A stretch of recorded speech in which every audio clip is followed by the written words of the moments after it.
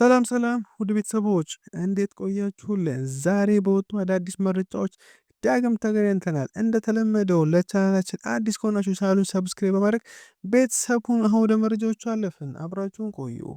ኤፌው ኤንዞ ማሬስካ ከሊቨርፑል ጋር በነበረው ጨዋታ ባሳየው አግባብ ባልሆነ ባህሪ የአንድ ጨዋታ እገዳ ጥሎበታል። ጣሊያናዊው አለቃ ኤስቴቫኦ የማሸነፊያ ግቡን ባስቆጠረበት ወቅት ባሳየው እንቅስቃሴ በቀይ ካርድ ከሜዳ መሰናበቱ ይታወሳል። የፕሪሚየር ሊግ ክለቦች በአንድ ጨዋታ የሚቀይሩ ተጫዋቾችን ለመጨመር መወያየታቸው ተዘግቧል። መደበኛ ያልሆኑ ነገሮች ባለፈው ሳምንት በአውሮፓ እግር ኳስ ክለቦች ጠቅላላ ጉባኤ ላይ ተካሂዷል ተብሏል። በሮም በተዘጋጀው ዝግጅት ላይ ማንቸስተር ሲቲ፣ ሊቨርፑልና አርሰናልን ጨምሮ በርካታ የእንግሊዝ ቡድኖች ተገኝተው ነበር። በስብሰባው ላይ ማንቸስተር ዩናይትድና ኖቲንግሃም ፎረስትም ነበሩ። በጣሊያን ዋና ከተማ የፓሪስ ሰን ጀርሜን፣ ኢንተር ሚላንና ባርሴሎና ተወካዮችም ተገናኝተው ነበር። ቢቢሲ እንደዘገበው 6 ተቀያሪዎችን በአንድ ጨዋታ ለማድረግ በበርካታ ክለቦች ውይይት ተደርጎበታል። ምንም እንኳን በይፋ ባይነገርም ጉዳዩ በሚስጥር እንደተያዘም ተሰምተዋል። ትሬንት አሌክሳንደር-አርኖልድ እና ዳኒ ካርቫሃል በሪያል ማድሪድ በማገገም ላይ ትልቅ እድገት አሳይቷል። ሁለቱ የመስመር ተከላካዮች በሜዳ ላይ ልምምዳቸውን ጀምረዋል። ሬንጀርስ ኦሌ ጉናር ሶልሻየርን እንደ አዲስ አሰልጣኝ አድርጎ ለመሾም ፍላጎት እያሳየ ነው። የቀድሞው ማንቸስተር ዩናይትድ አለቃ ወደ አሰልጣኝነት ስራ ለመመለስ ዝግጁ ነውም ተብሏል። ብራይተኖች አማካያቸውን ማንቸስተር ዩናይትድ ለመውሰድ ፍላጎት ቢያሳይም ካርሎስ ባሌባን በጥር ወር የመሸጥ ፍላጎት የላቸውም ተብሏል። ቲም ቶክ እንዳስነበው ባሌባ በውድድር ዘመኑ መጀመሪያ ላይ ያሳየው ብቃት በክረምቱ ወደ ዩናይትድ ለመሄድ ፈልጎ ስላልተሳካለት ይመስል ነበር። አሁን ካሜራዊ አማካይ በቅርብ ጊዜያት ብቃቱን ማሻሻል ችሏል። ባየር ሙኒኮች የማንቸስተር ዩናይትድ ካፒቴን ብሩኖ ፈርናንዴዝን ለማዞር ፍላጎት እያሳዩ ነው ተብሏል። በክረምቱ ከሳውዲ አረቢያ የመጡለትን ጥያቄዎች ውድቅ ያደርገው ተጫዋቹ በቀጣይ ክረምት ዋጋው እስከ 40 ሚሊዮን ፓውንድ ሊደርስ ይችላል ተብሏል። ሪያል ማድሪድን ጨምሮ ሌሎች የአውሮፓ ክለቦችም የብሩኖ ፈላጊዎች ናቸው ሲል ቲም ቶክ አስነብበዋል። ኖቲንግሃም ፎረስቶች በቅርቡ የሾሙትን አሰልጣኛቸው አንጌ ፖስቴኮግሉን ለማሰናበት እያሰቡ በመሆናቸው እንደ ራፋ ባኒቴዝ እና ሴንዳንች ካሉ አሰልጣኞች ጋር ተገናኝተዋል ሲል ሜል ስፖርት አስነብበዋል። ሊቨርፑል የፕሪሚየር ሊግ ሪከርድ የሆነ የማሊያ ስፖንሰርሺፕ ስምምነት ሊፈራረም ይፈልጋል ተብሏል። ክለቡ በቀጣይ ስምምነቱ በአመት እስከ 70 ሚሊዮን ፓውንድ ማግኘት ይፈልጋል። የፕሪሚየር ሊጉ ሻምፒዮን የወቅቱ የፊት ማሊያ ስፖንሰር ስታንዳርድ ቻርተርድ ሲሆን ስምምነቱ እስከ 2027 ክረምት ድረስ ቢቆይም አዲስ ስምምነት በቅርቡ ሊፈርሙ ይችላሉ ሲል ዘሰን ዘግቦታል። ጀርመናዊ ካይ ሃቨርትዝ በአርሰናል የመልሶ ማገገሚያ ዘዴውን በድጋሚ አፍጥኗል። ጀርመናዊ የመለሻ ጊዜውን የመጨረሻ ደረጃ ላይ እንደሚገኝና ከጠበቁ ጊዜ ቀደም ብሎ መመለስ እንደሚችል ተረጋግጧል። ዘገባው የሃንድ ኦፍ አርሰናል ነው። የቦርንማውዙ አጥቂ አንቷን ሴሜንዮን ማፍረሻ ነው። ነገር ግን ቼሪዎቹ በ25 ዓመቱ አጥቂ ላይ ትልቅ ዋጋ ማግኘት ይፈልጋሉ። ተጫዋቹ መሸጫው ከ75 ሚሊዮን ፓውንድ በላይ ነው ተብሎ ይታሰባል። የጋና ኢንተርናሽናል ከሊቨርፑል፣ ቼልሲ፣ ቶተንሃም፣ ማንቸስተር ዩናይትድ እና አርሰናል ጋር ሲያያዝ ቆይቷል ሲል ቶክ ስፖርት አስነብበዋል። ቼልሲና ጁቬንቱስ የአልሂላል አማካኝ ሰርጌጅ ሚሊንኮቪች ሳቪችን በነጻ ዝውውር ለማስፈረም እየሞከሩ ነው። በጥር ወር ወደ መጨረሻ 6 ወራት ኮንትራቱ ሊገባ ሲሆን ኮንትራት የመፈረም ፍላጎት ስለሌለው በአውሮፓ የሚገኙ በርካታ ክለቦች የቅድመ ኮንትራት ውል እንደሚፈርም በማሰብ እየተከታተሉት ይገኛሉ ሲል ኮሪየር ዴሎ ስፖርት ዘግቦታል።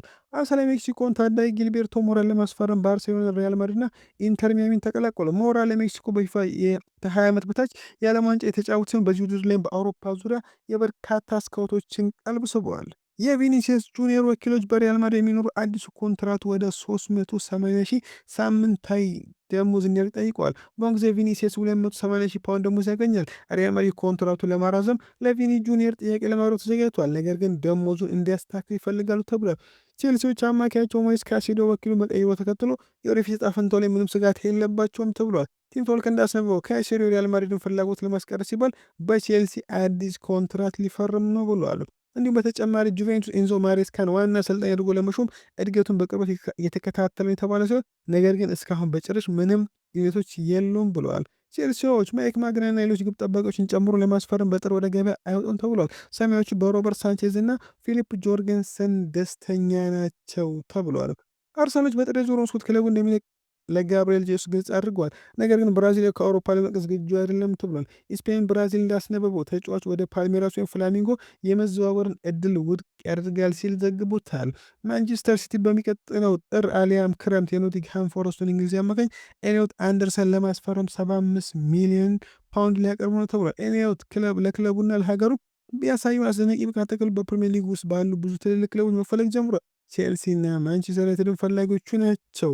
ሪያል ማድሪድን ሁጅሰን ለኤል ክላሲኮ እንደሚደርስ እርግጠኛ አይደሉም የተባለ ሲሆን ክለቡ ተጫዋቹን በቶሎ እንዲመለስ ማድረግ አይፈልጉም ሲል ዲያሪዮ አዘግቦታል። እንደ ቱቶ ስፖርት ዘገባ ከሆነ ቼልሲዎች በቱርኩ ኮከብና በጁቬንቱስ መካከል ድርድር በመቋረጡ ኬንያን ይልዲዝን ለማስፈረም በአመት 10 ሚሊዮን ዩሮ የሚያገኝበትን ኮንትራት ለመቅረጽ ተዘጋጅተዋል ተብሏል። እንደ ዘገባው ከሆነ ሰማያዊዎቹ የቱርኩን ባለስቶ ከአሊያንዝ ስታዲየም ለመውሰድ በአመት 10 ሚሊዮን ዩሮ የሚያገኝበትን ኮንትራት ሊያቀርቡ ተዘጋጅተዋል። ጁቬንቱስ ከኤልዲዝ ጋር ለመስማማት ምንም አይቸኩልም፣ ምክንያቱም ኮንትራቱ በ2029 የሚያልቅ ስለሆነ ነው።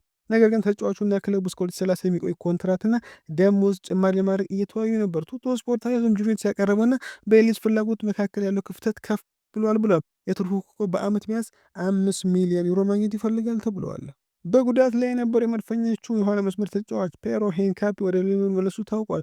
ተጫዋቹ በዛሬው አርሰናል ልምምድ ላይ መሳተፉም ተነግሯል። በተጨማሪም ጋብሪኤል ማጋሌስና ጋብሪኤል ማርቲኔሊ ከብሔራዊ ቡድን ግዳጅ በኋላ ወደ ልምምድ ተመልሰዋል። በሌላ በኩል ቤን ዋይት የቡድን ልምምድ አለመስራቱም ታውቋል።